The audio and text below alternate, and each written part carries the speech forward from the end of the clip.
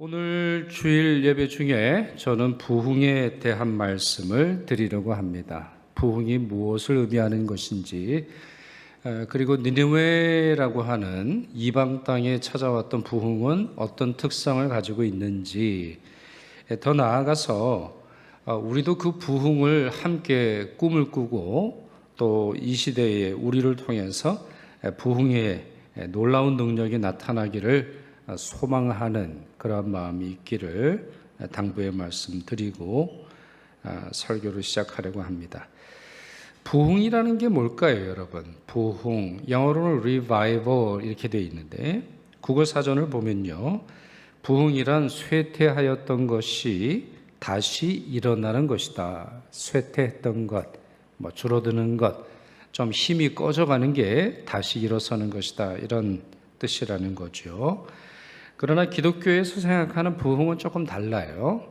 완전히 다른 건 아니겠습니다만 저는 이렇게 정의하고 싶습니다. 여러 사람들의 말을 종합해서 저는 이렇게 정의합니다.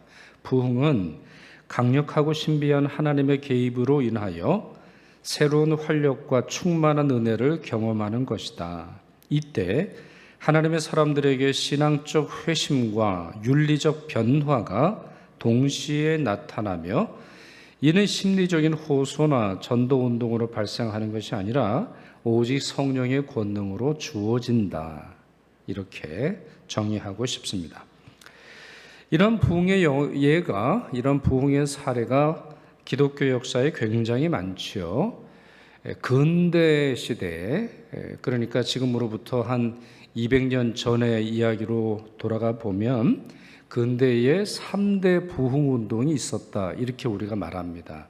첫째가 독일의 경건주의 운동, 둘째가 영국의 복음주의 운동, 셋째가 미국에서 일어난 대각성 운동, 이렇게 되어 있습니다. 이 세 운동이, 이 세 부흥의 운동이 근대의 가장 중요한 세 가지 운동이다, 이렇게 설명을 하는데, 그 중에서도 우리 입장에서, 우리 한국교회 입장에서 중요한 것은 미국의 대각성 운동입니다. 왜냐하면 미국의 대각성 운동이 모두 4차례 일어나거든요. 4차례, 50년 주기로 200년 동안 일어나게 되는데, 그 중에서 마지막에 일어난 4차 대각성 운동으로 인하여 대거 거기서 헌신했던 청년들이 우리 한국으로, 당시 조선이죠, 조선의 선교사로 들어오게 됩니다. 정말 우리 세상에서 볼 때도 최고의 엘리트이고 교회에서도 훈련이 잘 된 너무너무 좋은 선교사들이 한국에 들어옴으로 말미암아 일제의 지배를 당한 우리 민족이 소망을 얻게 되는 아주 중요한 연결고리가 되는 것이죠. 그 중에 1850년대에 일어났던 일을 잠깐 여러분들에게 소개를 해드리려고 합니다. 이때가 제3차 대각성 운동인데, 자, 이때 어떤 일이 일어나나 조금 읽어드리겠습니다. 1857년 11월 23일 몇 명의 대학생들과 대학 졸업생들이 마음의 부흥을 위한 큰 부담을 가지고 매일 조그마한 살롱에 모여 회개의 기도를 시작하였다. 1858년 3월 10일, 그러니까 한 4개월, 5개월 지났을 때이지요. 이때 2,500명이 모여 기도했고, 장소가 비좁아지자 결국 벽을 제거하고 장소를 크게 넓혀 매일 6,000명이 모여 기도하게 되었다. 5월 1일부터 4개월 동안 캔버스 텐트 미니스트리에 참석한 연 인원이 15만 명이나 되었다. 그 당시 필라델피아 인구가 30만 정도였을 때이니 이 얼마나 놀라운 일인가. 뉴욕 맨하탄과 필라델피아에서 일어난 부흥의 불길은 1858년 같은 해 뉴저지에 퍼지게 되어 몇 주 동안에 6만 명이 예수님을 영접했고, 프린스턴 대학 전체 학생의 40%가 예수님을 영접하고 18%가 신학을 하여 목사와 선교사가 되겠다고 헌신하였다. 이런 기록이 있습니다. 이게 미국 동부 지역에서 일어났던 부흥의 하나의 기록이 되겠습니다. 자, 이런 일들이 부흥의 전형적인 현상입니다. 또 전형적인 과정이죠. 아주 소수의 사람, 아니면 한두 사람 정도에서부터 주님으로부터 부담감을 느끼고 기도가 시작되고 아니면 회개가 시작되더니 뭐 광고한 것도 아니고 사람들을 끌어모은 것이 아닌데 자발적으로 그 기도와 회개에 동참함으로 말미암아 도시가 바뀌는, 학교가 바뀌는, 사람들의 윤리의식이 바뀌는 그와 같이 거대한 물결과 같은 흐름을 바로 우리 부흥이라고 부르는 것이죠. 이와 같은 예를 여러 역사적인 예가 있겠습니다만 예언자인 에스겔이 47장의 환상으로 보게 됩니다. 에스겔서 47장 환상의 내용과 아주 유사하죠. 자, 에스겔이 환상을 보는데 성전 문지방에서 물이 스며들어 흘러가는 것을 보지요. 처음에는 스며 나오는 정도입니다. 스며 나온다라는 말이 뭘까요, 여러분? 스며 나온다. 그러니까 뭐 기껏해야 한두 방울 정도 떨어지는 그 정도의 물이 나오게 되는 것인데요. 나중에는 수영을 해야 하는 거대한 강이 되지요. 그리고 물이 닿는 곳마다 이러한 생명의 현상, 기쁨의 현상, 부흥의 현상이 나타나는 걸 보게 됩니다. 자, 그 말씀 한번 보시면 9절에 이 강물이 이르는 곳마다 번성하는 모든 생물이 살고 또 고기가 심히 많으리니 이 물이 흘러 들어가므로 바닷물이, 자, 바닷물이라고 되어 있는데 개정 성경 말고 개역 성경, 그 전에 성경을 보면 사해다 이렇게 되어 있습니다. 여러분, 사해가 뭐죠? 사해? 이스라엘의 요단강 맨 밑에 보면 너무너무 짠 바다가 있죠. 너무너무나 짠 호수라고 불러야 되는데 거기에는 미네랄이라든가 짠 성분이 너무나 많아서 물고기가 자랄 수 없는 그런 곳이죠. 그러한 바닷물이 어떻게 돼요? 되살아나겠고 이 강이 흐르는 각처의 모든 것이 살 것이며 그랬습니다. 12절 같이 읽어볼까요?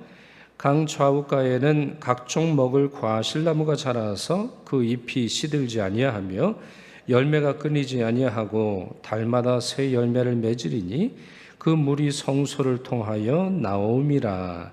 그 열매를 먹을 만하고 그 잎사귀는 약재료가 되리라 그랬습니다.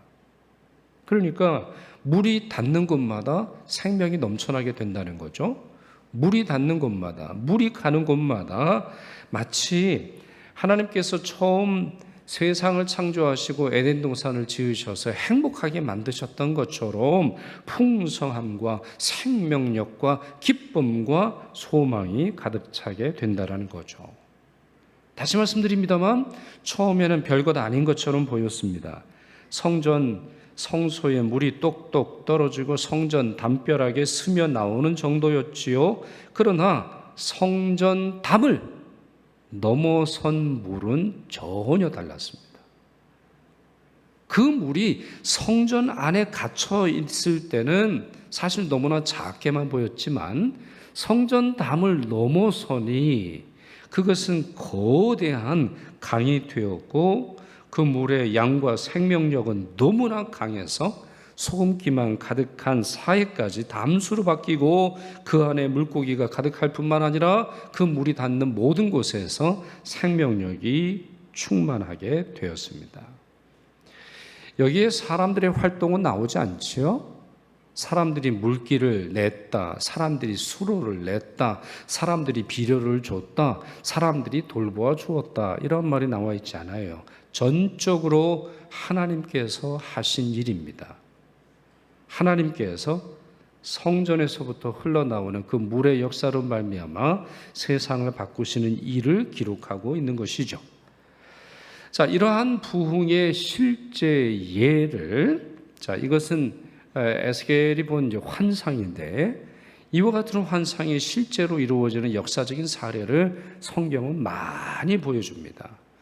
그 중에서도 유일한 아주 독보적이고 독특한 하나의 예, 달리 말씀드려보면 이스라엘 땅이 아니라 이방 땅에서 이 부흥의 역사가 일어난 하나의 예가 있는데 바로 그것이 요나서 3장에 나오는 오늘 본문의 이야기입니다.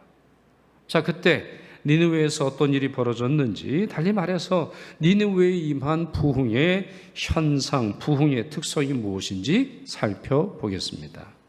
너무 자세히 살펴보지는 않고 크게 두 가지를 살펴보려고 하는데요. 첫째, 니느웨 사람들이 하나님을 믿었습니다. 니느웨 사람들이 하나님을 믿었습니다. 그것이 5절 상반절에 보면 아주 짧게 기록하고 있죠. 여러분, 이건 정말 놀랄 만한 일입니다. 정말 놀랄 만한 일이에요. 왜 그렇게 말씀을 드리느냐, 그 이유를 좀 설명을 드려볼게요. 여러분이 요나서를 한번 찬찬히 다시 읽어보세요. 집에 돌아가셔서. 그러시면 하나님에 대한 호칭이 조금 구별되어 사용된다는 걸 이해할 수 있습니다. 무슨 말이냐? 하나님을 여호와로 부르는 사람은 오직 요나뿐입니다. 1장에서부터 그냥 쭉 읽어가 보세요. 그러면 하나님을 여호와 하나님, 여호와 이렇게 부르는 사람은 요나뿐이에요. 요나가 아닌 다른 사람들은 다 하나님이라고 불러요. 예를 들어서 요나서 1장에 등장하는 선원들, 선장, 그리고 니느웨 사람들 하나님으로 불렀습니다. 그럼 이게 무슨 말이냐? 이 말은 기독교 밖에서도 통용되는 신으로 이 사람들이 불렀다라는 거죠. 여러분 그렇잖아요. 우리 애국가에도 하느님이 보우하사 그렇게 부른단 말이에요. 물론 우리는 감격하지요. 우리가 믿는 하나님, 성경의 하나님이 우리 민족을 보호하신다. 우리가 그렇게 해석을 합니다만 세상 사람들은 그렇게 해석하지 않을 거예요. 하느님, 하늘님, 하나님, 용어는 다양하다 할지라도 흔히 통용되는 신의 이름으로 부르고 있는 것이죠. 게다가 이 니느웨 사람들이 사용하는 용어를 보면 하나님 앞에 정관사가 없습니다. 그럼 이게 무슨 말이냐? 정관사, 영어로는 이제 the라고 되어 있는 건데 정관사가 없다라고 하는 말은 뭐냐? 그들은 성경이 말하는 하나님, 성경이 계시하는 하나님, 천지를 창조하시고 모든 사람들을 구원하시는 하나님에 대해서 몰랐다는 말입니다. 하나님에 대해서 자세히 몰랐어요. 그럴만하죠. 니느웨 사람들에게 요나가 선포한 메시지는 너무나 짧았어요. 지난주에 설교 드렸잖아요. 그 내용도 심판 메시지 뿐이었습니다. 그러니 하나님이 누구인지 어떻게 알겠어요? 알 턱이 없죠. 그러나 그럼에도 불구하고 이들이 하나님을 믿었습니다. 그리고 하나님은 이 믿음을 인정하셨습니다. 교회 생활을 오래 해도 하나님을 안 믿는 분들이 꽤 많습니다. 어떤 분들은 하나님 이제 믿으십시다. 예수님 영접하십시다. 이제 함께 예수 믿고 우리 천국에 대한 소망을 좀 품어봅시다. 아이 목사님 조금 더 공부해야 될 것 같아요. 조금 더 알아봐야 될 것 같아요. 조금 더 제가 준비가 되어야 될 것 같아요. 이렇게 믿음을 미루는 분이 있습니다. 혹시 우리 교회에는 우리 장로님, 안수 집사님, 권사님, 집사님 중에서 교회 직분을 받았는데 하나님을 아직 안 믿는 분이 계시다면 정말 심각한 일입니다. 니느웨 사람들을 보십시오. 아주 적은 지식을 통해서도 그들은 하나님을 믿을 수 있었습니다. 문제는 지식의 양이 아니라 믿음으로 나아가지 못하는 여러분들 안에 있는 신앙의 문제인 거죠. 바울이 아테네에 갔을 때입니다. 아테네는 어떤 도시예요? 완전히 우상 숭배에 쩌든 그런 도시 아닙니까? 그 아테네 사람들을 향해서 이렇게 선포했지요. 사도행전 17장 27절입니다. 이는 사람으로 혹 하나님을 더듬어 찾아 발견하게 하려 하심이로되. 자, 어떻게 발견한다고요? 어떻게? 더듬어 찾는다는 말이 뭐예요? 그들에게는 복음의 계시가 환히 비춰지지 않았죠. 아테네 사람들에게는 복음이 전해지지 않았어요. 그 사람들에게는 예수의 이름을 몰라요. 그 사람들은 예수의 복음을 들어본 적이 없어요. 그러니 그들에게는 복음의 광채가 비춰진 것이 아니지요. 그러나 그런 상황 속에서도 더듬어 찾아 발견할 수 있도록 하셨어요. 그는 우리 각 사람에게 멀리 계시지 아니하도다. 이렇게 설명합니다. 베드로는 당시 세상에 흩어져 살던 성도들에게 그들이 나그네와 같이 살아간다 이렇게 말하면서 베드로 전서를 써서 보냅니다. 근데 베드로전서 1장 8절 9절을 보시면 이렇게 그가 말하고 있는 것을 읽어볼 수 있습니다. 자, 이 말씀 우리 같이 읽겠습니다. 예수를 너희가 보지 못하였으나 사랑하는도다.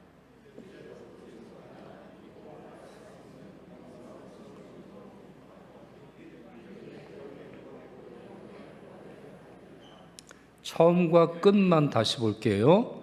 너희가 보지 못하였으나, 끝을 보세요. 믿음의 결국 영혼의 구원을 받음이라 그랬어요. 여러분, 이것이 가능하다고 믿으세요? 이 가능성을 믿으십니까? 이 가능성을 믿으셔야 돼요.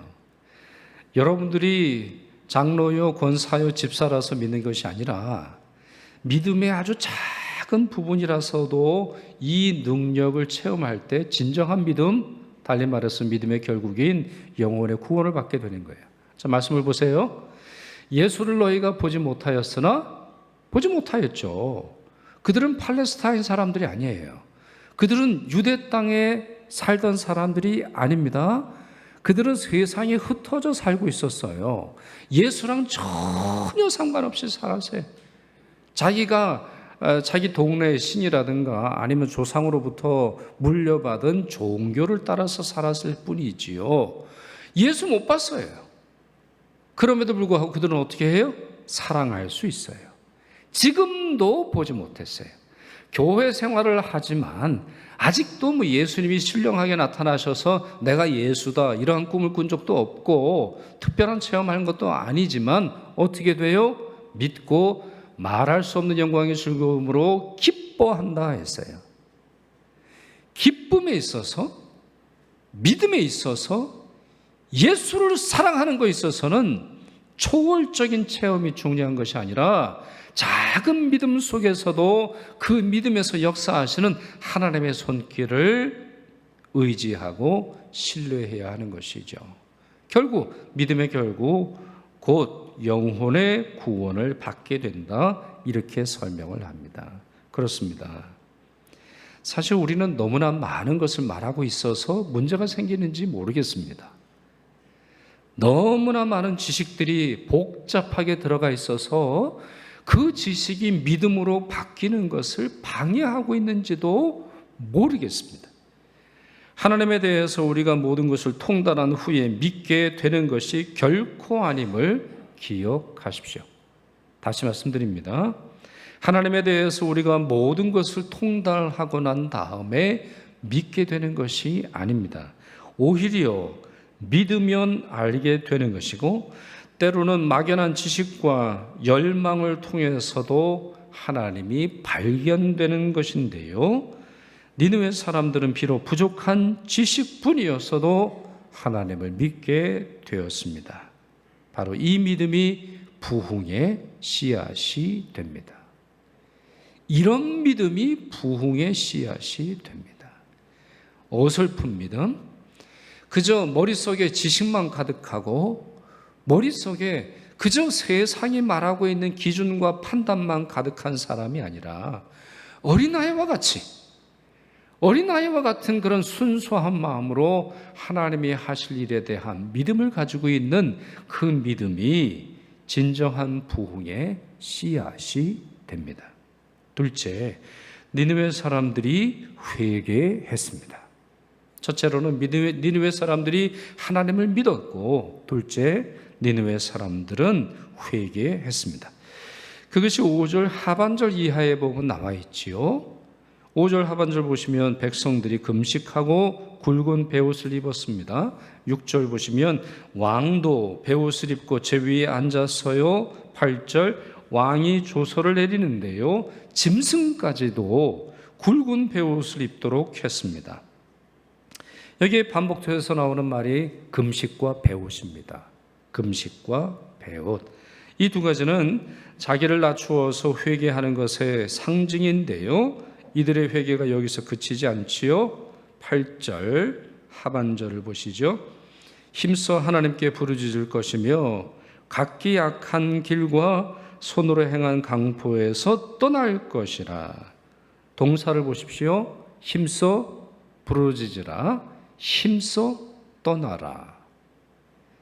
힘써 하나님께 부르짖을 뿐만 아니라 힘써서 죄악의 삶을 떠나라.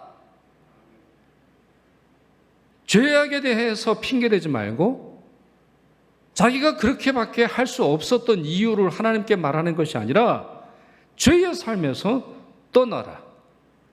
손으로 지은 죄와 입으로 지은 죄와 생각으로 지은 죄와 행동으로 지은 모든 죄에서 떠나라. 그게 자기의 사업이든 그게 자기 집의 어떤 뭐랄까요, 습관이라든가 전통이든 그게 중요한 것이 아니라 하나님이 미워하시는 것에서 떠나라, 이렇게 선언하고 있습니다. 그렇습니다. 힘써라고 했습니다. 이들의 회개가 전면적이고 즉각적이고 전인적이라고 하는 사실을 보여줍니다. 여러분, 회개 중에 어떠한 회개도 일부분의 회개는 없어요.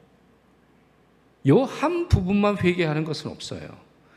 진정으로 내가 깨닫는 것은 내가 이러한 죄를 저질렀다고 하는 것이 아니라 내가 죽을 수밖에 없는 죄인이라고 하는 사실을 깨닫게 됩니다. 그렇기에 전적으로 회개하게 되는 거죠. 각기 악한 길과 강포에서 떠날 것이라 했습니다. 무슨 말입니까? 회개에 합당한 열매를 맺으라는 겁니다. 입술로만 하는 회개, 마음으로 하는 뉘우침, 여기서 그치지 말고 삶의 변화, 삶의 개혁을 일으키라는 거예요. 삶이 바뀌지 않을 때는 진정한 회개가 되지 못한다는 것이죠. 바로 여기서 우리는 두 가지 중요한 회개의 요건을 찾아볼 수 있습니다. 참되고 진실한 회개, 두 가지의 요건이 필요합니다. 첫째는 자기 잘못을 뉘우치는 것이고요, 또한 잘못된 삶에서 돌이켜 하나님이 원하시는 삶을 사는 것이 또 다른 요건입니다. 첫 번째를 회개의 시작이라고 부른다면 두 번째를 회개의 열매라고 말할 수 있겠습니다. 만약에 이 두 가지 중에 하나만 있을 때, 이 두 가지 중에 하나밖에 없을 때는 참된 회개, 진정한 회개라고 부를 수 없는 것이죠. 그렇기 때문에 사도 바울이 뭐라고 촉구했습니까? 디모데후서 2장 19절, 주의 이름을 부르는 자마다 무엇을 해야 합니까? 불의에서 떠날지어다. 입술로는 주의 이름을 부르면서도 아직 그의 삶의 정황은 불의에 머물러 있다면 거짓말하는 자입니다. 속이는 자입니다. 그것이 하루 이틀이 아니라, 그것이 한 달, 두 달이 아니라, 그것이 1년, 2년이 아니라 계속 똑같은 말만 되풀이하고 있다면 그와 같은 것이 습관이 된 사람이지 회개의 사람이 아닙니다. 세례 요한은 유대인들을 향해 뭐라고 말합니까? 회개에 합당한 열매를 맺고 속으로, 자기 생각으로, 자기 판단으로, 자기 기준으로, 자기의 신념으로 아브라함이 우리의 조상이라 말하지 말아라. 내가 너희에게 이르노니 하나님이 너희 이 돌들로도 아브라함의 자손이 되게 하시리라. 여러분, 무슨 말인가요? 참된 회개는 심리적인 만족이나 자의식에서 오는 게 아니라는 말입니다.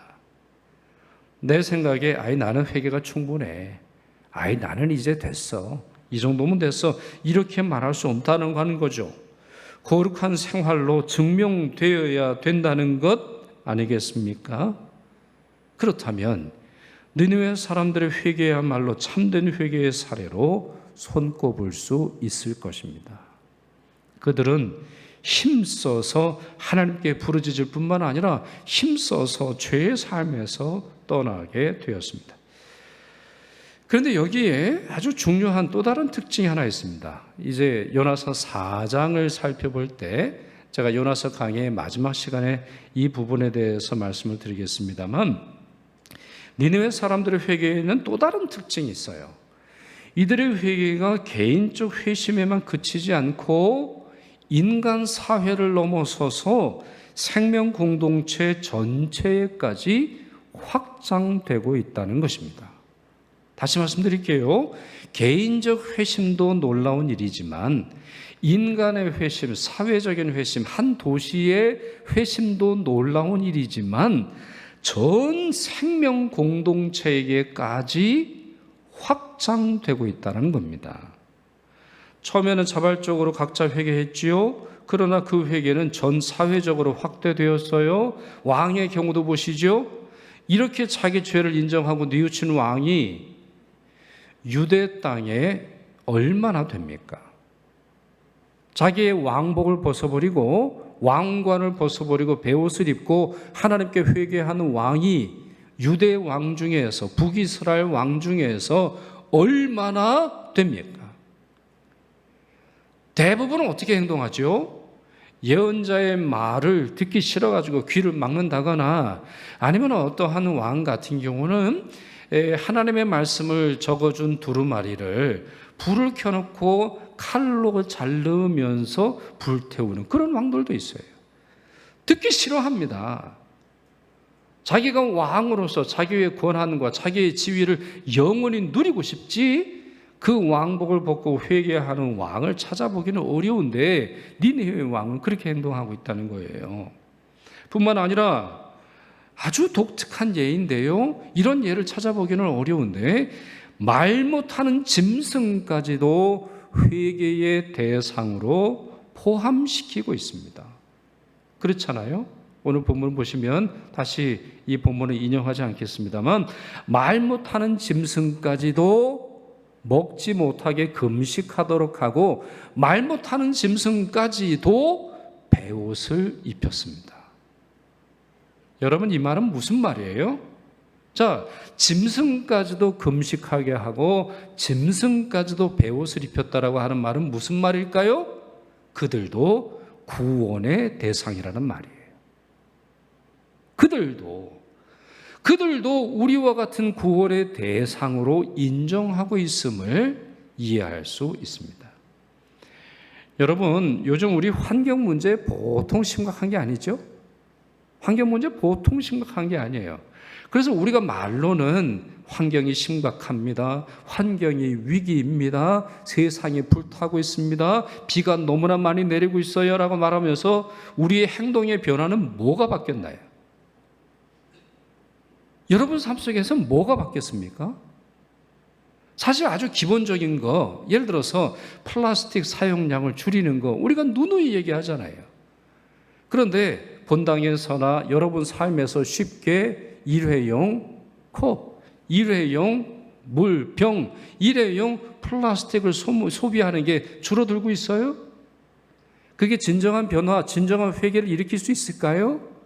뿐만 아니라 그와 같은 것으로 인해서 인간은 편하겠습니다만 많은 자연이 파괴됨으로 말미암아 그들은 우리의 삶의 도구일 뿐, 우리의 편리함을 제공해 주는 도구일 뿐이라고 우리 스스로 말하고 있는 거 아니에요? 근데 니느웨 사람들은 그렇게 행동하지 않았다라는 거예요. 그들은 전면적이고 확장된 회개 운동을 일으킴으로 말미암아 다른 피조물들까지도, 짐승까지도 하나님의 자비와 하나님의 구원을 받아야 하는 대상으로 선언하고 있다는 거예요. 대단한 겁니다.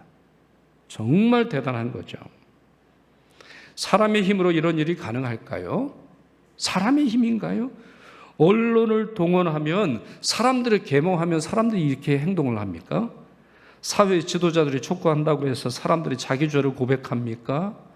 니느웨 사람들이 원래부터 가축과 자연을 사랑하던 민족인가요? 그렇지 않아요.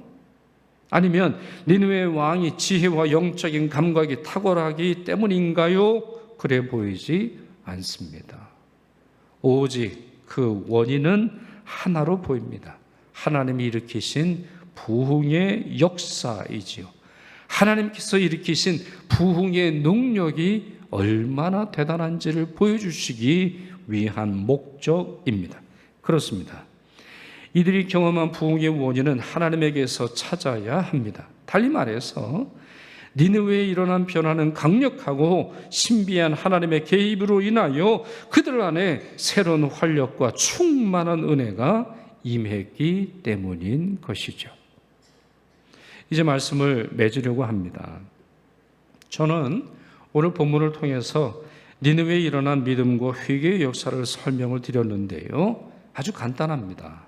이 역사는 요나 한 사람을 통해서 시작되었다라고 하는 것과 믿음과 회개를 통하여 하나님께서 일으키신 부흥의 역사라고 하는 것이죠. 그러니 이 말씀을 듣고 이해한 우리가 어떻게 해야 하겠습니까? 우리의 마음에는 무엇을 열망해야 되겠습니까? 우리의 기도는 무엇을 향해 있어야 하겠습니까? 그것은 하나님께서 바로 이와 같은 일을 이 시대에도 베풀기를 원하신다라는 것을 믿고 소망해야 한다라는 것이죠. 사랑하는 여러분, 니느웨 부흥의 역사가 우리 교회와 이 땅에 일어나기를 함께 꿈꾸시기를 바랍니다. 2주 후에 가을 사경회가 있지요. 또한 6주 후에 새생명 전도 축제와 창립 기념주일 행사가 있게 됩니다. 이와 같은 일에 요나처럼 여러분도 귀하게 쓰임받을 수 있기를 바라고 우리 교회를 통해서 하나님께서 새로운 부흥의 역사를 일으키시기를 간절한 마음으로 기도하시기를 축원합니다. 기도하겠습니다. 사랑과 자비의 하나님, 저희는 오늘 니느웨에 일어난 부흥 현상을 살펴보았습니다. 그리고 그 일이 역사적 사실이며 영적 교훈, 영적 초대장임을 깨닫게 되었습니다. 간절히 바라옵기는 오래전 니느웨 성에서 일으키신 부흥의 역사가 이 땅에도 그리고 저희 교회에도 일어나게 하여 주옵소서. 그리함으로 말미암아 하나님의 전능하심과 자비로우심이 온 세상에 드러나도록 역사하여 주옵소서. 생명과 부흥의 구세주 예수 그리스도의 이름으로 기도드리옵나이다. 아멘.